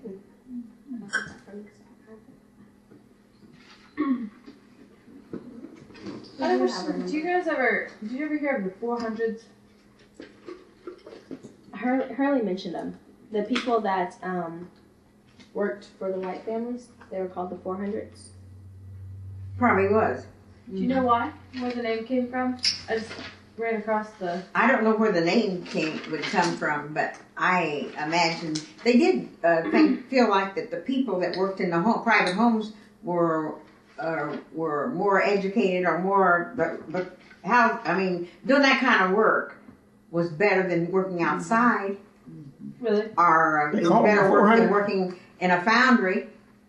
You say they call them the 400? Yeah, the 400s. We read it in some notes that Hurley had, and I just saw the question in my notes. Carl, you've never heard of that? There were several clubs here. Was there that 400 were- here? I don't know about the 400. I don't remember that one. Yeah, Hurley couldn't remember why they were called that either. Okay. And then too, they kept their stuff. And I remember Rosemary Lamb's mother and father. They had a nice car. They went to church. They were more people that were, to me, refined. Really? Not that it was. They were, but I respected them to be like that. Be Were they refined people. African Americans? Her parents that had adopted her? Her parents were they Afro American? Yeah, but her stepfather looked like a white man. Really? I got a picture in there of him too. He was as lighter than my dad up there. Really? Mm-hmm. But her mom. Her mom was brown skinned, but see, she was adopted. They weren't her She told real us Yeah. that. mother and father. That's why I just asked if they were. Did she mention about her real mother? Not too much, just that Did she ever meet her real mother? she didn't say anything about it. I think she tried to locate her when she got older, when she got grown. She just told us the whole racial issue, and that's one of the reasons for her adoption or being put in an orphanage, and plus they couldn't take care of her because she was born in 29, I think, and that was like the worst time, of course, the depression. Her mother couldn't keep her. Mm-hmm. She had a good home life though. She doesn't say much about it. Her mother and father, they lived there on the Balls estate there, and she was at the time she was the only child, and so she was well taken care of. Mm-hmm. She said. That's what she said. She didn't have any problems. The only problem she has when she went to school. Mm-hmm. And her problems were by the black kid, she said. Yeah, probably so, because she was like and had freckles, and she had red hair. Oh, she had red. Oh yeah, her hair was red. Yeah, when she was little, her hair was red, and she had freckles. Mm-hmm. That's like my little cousin. And she played the piano, and she's got a web finger. I think you notice that? No. She had a web, but she could play the piano. She wanted to see that now. 2 fingers there Yeah. together. But one thing I admired about her, she wasn't shy. I was shy. She had been acquainted with the richest of white people, And she went to an all-white school. Mm-hmm. So, you know, she wasn't backwards. She would speak up and she would talk and, you know, and I was more sort of a shy and backward type person. So when did you change from being shy? Because you're obviously not shy now. I don't get that impression. I think that you're a very outgoing person. Because as you get older and you work, you mature. And you observe a lot of things. Mm-hmm. And then I mingled with different types of people. So it just... Now, she get around some of the old customers, and you know what they would tell her? What's that? Now, when you first come into this business, you was quiet. You worked and kept your mouth shut. Now you done got in here and made a few dollars. Now you got a big mouth. Mm-hmm. That's what a lot of blacks felt about us when we moved out of Whiteley, was that we thought we wanted to be white. You know, move in a territory where it's all white. But when you spend your money for something, you want the best that you can get. Mm-hmm. So resale value. You know, if something happens, you want to get some of your money back. You may not get it all back. You do. Mm-hmm. Not that I say that not only did we have the barber business, we rented out to college students, one house. We had and then we bought a house over on Rex Street that was in the west, over there by the college, and rented it out to college students. Not only that, we took care of an elderly couple. And when she died, she turned over everything to her son. She was a beautiful person, but she said, "I wished I had adopted you, Carl, because he was like a son to her." Before her husband died, he called him to the hospital, and Carl was working that day, and he closed up, went to the hospital. Well, he told me, I said, "I'll be out to see you tonight." He was out in Ball's Hospital. He said, "It'd be too late." He said, "You got to come now." I told him, as soon as I can get out there, I'll be out there. I closed the shop up and went out there. And he wanted to ask me one question. He called his wife Polly. He said, "Carl, will you take care of Polly? I want an answer." I said, "Okay, yeah, we'll take care of her. My wife and I'll take care of her." And you know, he quit talking and wouldn't say nothing. Never said another word. Never said another word to his wife or nobody, and stayed out there maybe about a week longer. And I'd go out there and shave him. He'd raise his neck up so I could get the hair off of him and everything. But he wasn't talking no more. He had lung cancer. I don't know whether he could talk or not. And I noticed one time the preacher come out there to sing. He said, "Hey, Tom," says, "what are you doing? Asking the good Lord for some more days?" And I walked on out of the hospital room because I figured he shouldn't even be asking a sick man that. Yeah. That was his business, what he was doing. It wasn't bothering him. Mm-hmm. For a preacher to walk into the room and ask him a question like that, I didn't like it. I said, but he died. We took care. Delores and I took care of her wife for 13 years after that. Wow. And then finally she died. I found one thing in elementary that when we would talk about Africa, I don't know whether they did this when we were in elementary or not, and the kids, they didn't want to hear about it. Really? They came from Africa. That their ancestors came from Africa. But the thing at that time in the books, all you saw was the grass huts and the spears. You see? And so that made them feel bad. Got it. So with the younger generation, they're more proud.